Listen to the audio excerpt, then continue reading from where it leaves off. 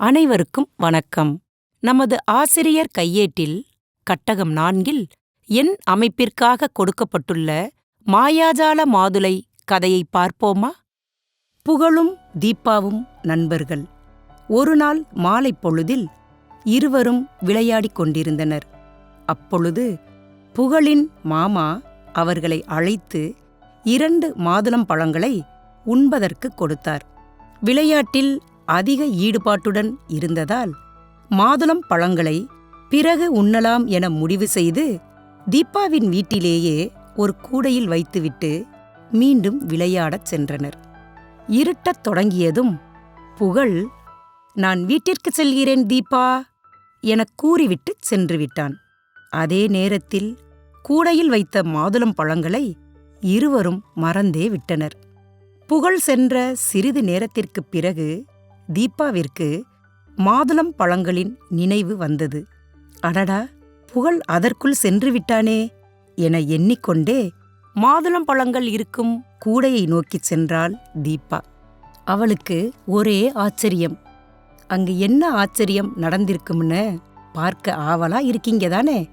கூடையில் இருந்த 2 மாதுளம் பழங்களும் 4 மாதுளம் பழங்களாக அதிகரித்திருந்ததைக் கண்டவுடன் தனது பெற்றோரிடம் ஓடிச் சென்று வியப்புடன் கூறினாள்.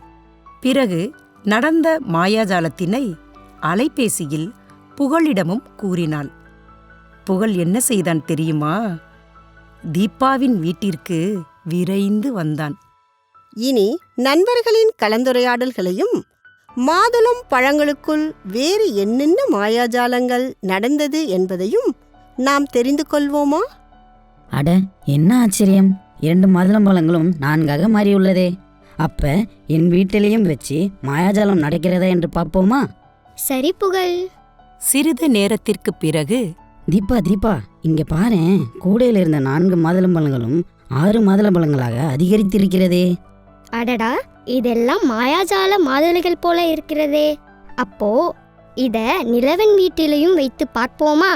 இந்த மாதுளம் பழங்களை உங்க வீட்டிலும் வைத்து பார்க்கணும்னு ஆசையா இருக்கா?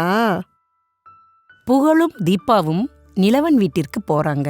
வாங்க, நாமும் அவர்களோடு சேர்ந்து நிலவன் வீட்டில் என்ன மாயாஜாலம் நடக்குதுன்னு பார்ப்போமா? இருவரும் வாருங்கள். கையில் ஏதோ மறைத்து வைத்துள்ளீர்கள் போல. எங்களிடம் உள்ள 6 மாதுளம் பழங்களை உன் வீட்டில் சிறிது நேரம் வைக்கட்டுமா? சரி என்று நிலவன் கூறிய பிறகு மூவரும் சிறிது நேரம் பேசிக் கொண்டிருந்துவிட்டு கூடையை திறந்து பார்த்தனர். அவர்களுக்கும் ஒரு வியப்பு காத்திருந்தது. இப்பொழுது எத்தனை மாதுளம் பழங்கள் கூடையில் இருந்திருக்கும்? என்ன ஆச்சரியம்! 6 மாதுளம்பழங்கள் 8 மாதுளம்பழங்களாக அதிகரித்து விட்டதே. அப்படின்னா மாதுளம்பழங்கள் தானாகவே 2 அதிகரித்து கொண்டே போகுதா? என்ன குழந்தைகளே, மீண்டும் மீண்டும் சோதித்து பார்க்கணும்னு உங்களுக்கும் ஆசையா இருக்கா? அப்படி செஞ்சா என்ன நடக்கும் தெரியுமா? ஒவ்வொரு முறையும் கூடையிலுள்ள பழங்கள் 2 அதிகரித்து பழக்கூடையே நிறைஞ்சிருக்கும். நிரம்பிய கூடையை நிலவனும் தீபாவும் என்ன செஞ்சாங்கன்னு தெரியுமா? புகழோட தலையில தூக்கி வச்சாங்க. சுமை தாங்க முடியாம புகழ் பழக்கூடையோடு கீழே விழுந்துட்டான். அப்பொழுது புகழின் அலறல் சத்தம் கேட்டவுடன், "ஏண்டா புகழ், இப்படி கட்டிலில் இருந்து கீழே விழுந்துட்ட?" என்று அம்மா கேட்க, "ஓ, இதுவரை நான் கண்டதெல்லாம் கனவா அம்மா?" என்ற ஆச்சரியத்துடன் கண் விழித்தான் புகழ். என்ன குழந்தைகளே, கதைய நல்லா கவனிச்சு பார்த்தீங்க தானே? இப்ப நான் உங்ககிட்ட ஒரு சில கேள்விகளை கேட்கட்டுமா? உங்களுக்கான முதல் கேள்வி: ஒவ்வொரு முறையும் எத்தனை மாதுளம்பழங்கள் அதிகமாயின? சரியா சொல்லிட்டீங்களே. 2வது கேள்வியை கேட்கட்டுமா? கூடையில் மாதுளம் பழங்கள் அதிகரித்த விதத்தினை வரிசையாக கூற முடியுமா? சரியா சொல்லிட்டீங்க. அடுத்த கேள்வியை கேட்கட்டுமா? ஒருவேளை புகழின் மாமா 3 மாதுளம் பழங்களை கொடுத்திருந்தால் அது எப்படி அதிகமாகி இருக்கும் என்று உங்களால் கூற முடியுமா? எல்லா கேள்விகளுக்கும் சரியா பதில் சொல்லிட்டீங்களே. இதேபோல வெவ்வேறு எண்களை பயன்படுத்தி நீங்களே அமைப்புகளை உருவாக்கி செய்து பார்க்கிறீங்களா?